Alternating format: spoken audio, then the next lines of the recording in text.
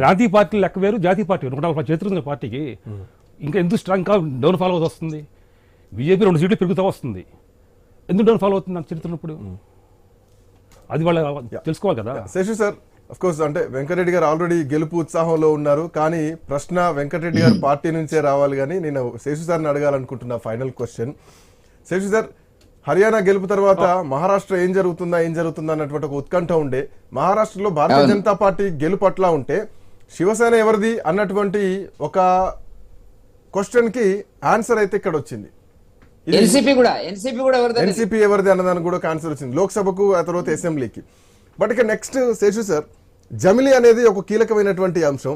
So ఈ ఎన్నిక తర్వాత Bharatiya Janata party the way of decisions ఎట్లా ఉంటాయి అన్నది ఎట్లా చూడొచ్చు నెక్స్ట్ స్టెప్ భారతీయ జనతా పార్టీది? ఎందుకంటే మొత్తం భారతీయ జనతా పార్టీయే అన్ని విధాలుగా ప్రజలందరికీ, ఓబీసీలకు కానీ హిందువులకు కానీ భారతీయ జనతా పార్టీ అందరికీ న్యాయం చేస్తుంది, ఎక్కడ మత విద్వేషాలు రెచ్చగొట్టం, మీ అందరినీ కలుపుకొని పోతాం అన్నటువంటి కొన్ని సంకేతాలు కలుపుతుంది. ఓబీసీలను మరీ ముఖ్యంగా కలుపుకొని పోతుంది, ఎన్నికల్లో అది కనిపించింది. సో నెక్స్ట్ జమిలీకి ఏమైనా ఛాన్సెస్ ఉన్నాయనుకోవచ్చా? శ్రీకాంత్, 2026లో నియోజకవర్గాల పునర్విభజన జరుగుతుంది. 2027 వరకు అది పూర్తవుతుంది. 2028, 2029 కల్లా సాధారణ ఎన్నికలు, తెలంగాణ రాష్ట్ర ఎన్నికలు వస్తాయి. అంటే తెలంగాణలో మనం రాబోయేటటువంటి శాసనసభ ఎన్నికలు కానీ, లోక్సభ ఎన్నికలు కానీ డీలిమిటేషన్ జరిగిన తర్వాత జరుగుతాయి అనేటటువంటి విషయాన్ని మనం గమనించాలి. బట్ 2027కు ముందు జమిలీ ఎన్నికలు పెట్టే అవకాశమే లేదు. ఎందుకు అనంటే ఖచ్చితంగా నియోజకవర్గాల డీలిమిటేషన్ జరగాల. డీలిమిటేషన్ జరిగిన తర్వాతనే ఎన్నికలకు వెళ్తాం. మళ్ళీ ఇంకొక కీలకమైనటువంటి మహిళా బిల్లుని అప్లై చేయాల్సినటువంటి అవసరం ఉంది. కాబట్టి 2027 తర్వాతనే జమిలీ ఎన్నికలు పెడతారా పెట్టరా అనేటటువంటిది ఒకటి మన ముందుకు వస్తుంది. It's too early to speak. But Bharatiya Janata party అటు ఢిల్లీలోను అటు బీహార్ లో కూడా ఇదే విధమైనటువంటి గెలుపు సాధిస్తే మీరంటట్టు జమిలీ ఎన్నికలకు వెళ్ళడానికి చాలా ఎక్కువ స్కోప్ ఉంటుంది, ఎక్కువ అవకాశాలు ఉంటాయి. బట్ అట్లా కాకుండా ఎక్కడో ఒక చోట కనుక బ్రేక్ పడితే భారతీయ జనతా పార్టీ కూడా ఆలోచన చేస్తుంది. కానీ ఇప్పటి వరకు భారతీయ జనతా పార్టీ జమిలీ ఎన్నికలకు వెళ్ళటానికే సిద్ధపడుతున్నటువంటి సంకేతాలు ఉన్న నేపథ్యంలో బట్ ముందున్న హార్డీలు ఏంటి అని అంటే డీలిమిటేషన్ జరగాలి. డీలిమిటేషన్ ఆఫ్టర్ జరిగిన తర్వాతనే ఇలాంటి డెసిషన్స్ వస్తాయనేటటువంటి విషయాన్ని అయితే మనం గమనించాలి.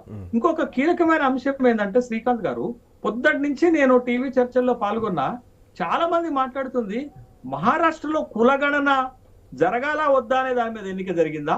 అది ఒక ప్రామిస్ అంతే. ఎన్నికల మేనిఫెస్టోలో కాంగ్రెస్ పార్టీ ఇచ్చిన ఒక ప్రామిస్ గా చూడాలి తప్ప కులగణన హామీ ఇచ్చిన మహారాష్ట్రలో కాంగ్రెస్ గెలవలేకపోయింది, మహావికాస్ అఘాడీ గెలవలేకపోయింది అనేటటువంటి ఒక తప్పుడు విశ్లేషణ చేయడం మంచిది కాదు. అది కులగణన అనేది ఒక జాతి యొక్క స్టేటస్ తెలుసుకోవడానికి ఉపయోగపడే ఒక బృహత్తరమైనటువంటి కార్యక్రమం. అది బీజేపీ చేసినా, కాంగ్రెస్ చేసినా, ఇంకోళ్ళు చేసినా మనం ఆహ్వానించదగినటువంటి పరిణామమే. అయితే ఇప్పుడు మహారాష్ట్రలో ఓ పెద్ద సమస్య వచ్చిందండి. అక్కడ ఏంటి అంటే మరాఠవాడాలకు రిజర్వేషన్ కావాలని పెద్ద పోరాటమే జరిగింది. మరి విదర్భ తర్వాత మరాఠవాడ ఏరియాలో కాంగ్రెస్ పార్టీకి ఈ మరాఠవాడ రిజర్వేషన్ పోరాట సమితి అధ్యక్షుడు మనోజ్ జరాంగ్ పార్టీలు మద్దతు ఇచ్చిన కాంగ్రెస్ పార్టీ పూర్తిగా చతికిలబడింది. మీకు విదర్భలో, మరాఠవాడలో కాంగ్రెస్, మరీ ముఖ్యంగా విదర్భలోనైతే కాంగ్రెస్ కి స్ట్రాంగ్ హోల్డ్ ఉన్నటువంటి ఏరియా. అక్కడ 62 శాసనసభ స్థానాలు ఉంటే కాంగ్రెస్ 7 గెలిచింది. 42 స్థానాల్లో భారతీయ జనతా పార్టీ గెలుచుకుంటూ వచ్చింది. ఎందుకు అనంటే కీలకంగా ఈసారి అక్కడ ఆర్ఎస్ఎస్ చాలా బలంగా పనిచేసింది. మీరు హర్యానా ఎన్నికలో గాని, మహారాష్ట్ర ఎన్నికల్లో గాని కర్టన్ వెనకాల తీవ్రంగా కృషి చేసింది, బలంగా పనిచేసింది ఆర్ఎస్ఎస్ఏ. మీరు హర్యానాలో గెలుపుకి ఆర్ఎస్ఎస్ఏ, ఇవాళ మహారాష్ట్రలో గెలుపు కూడా ఆర్ఎస్ఎస్ఏ. ఆర్ఎస్ఎస్ బలంగా ఉన్న బెల్ట్ మొత్తం కూడా విదర్భ, మరాఠవాడ మొత్తం భారతీయ జనతా పార్టీ స్వీప్ చేసుకొచ్చింది. ఈ 2 ఏరియాల్లో కాంగ్రెస్ కి చాలా హోల్డ్ ఉంటది, చాలా బలం ఉంటది. ఎక్కడ కాంగ్రెస్ తెలిపోయింది. ఎందుకు తెలిపోయింది? లోక్సభ ఎన్నికల్లో భారతీయ జనతా పార్టీ మహారాష్ట్రలో ఓడటం దానికి ఇప్పుడు కలిసి వచ్చింది. ఆ ఓటమి నుండి తేరుకొని గెలుపు అవకాశాలు అన్ని ఎత్తుక్కున్నది. కాబట్టి ఇవాళ మహారాష్ట్రలో భారతీయ జనతా పార్టీ మహాయుతి కూటమి తిరుగులేని విజయాన్ని సాధించిందనే విషయాన్ని గమనించాలి. Anyway, thank you so much Seshu sir, Venkatareddy గారు, సైదా గారు, అట్లాగే ఆనంద్ గారు. సో మొత్తానికి